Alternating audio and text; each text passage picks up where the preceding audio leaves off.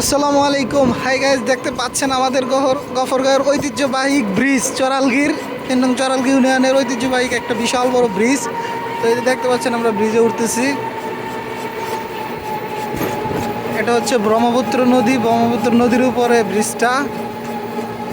এখন আর নদী নাই, নদী শুকায় খাল হয়ে গেছে।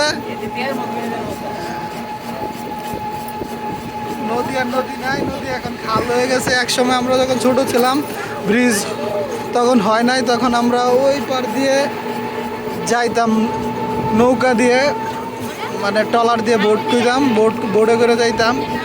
তো এখন দেখেন চরের মধ্যে গরু ঘাস খাইতেছে, ওইপারে দেখা যাচ্ছে গরু ঘাস খাইতেছে, আর চর আর এই নদীর মাঝখানে এখন বাড়ি হয়ে গেছে। দেখতে পাচ্ছেন এই যে একটা গাছপালা দেখা যাইতেছে, এটার ভিতরে বাড়ি আছে।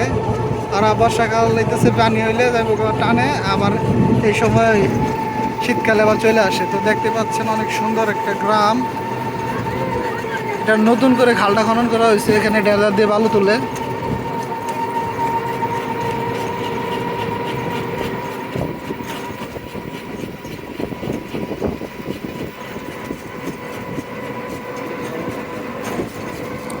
আকাশে প্রচুর পরিমাণে মেঘ আছে।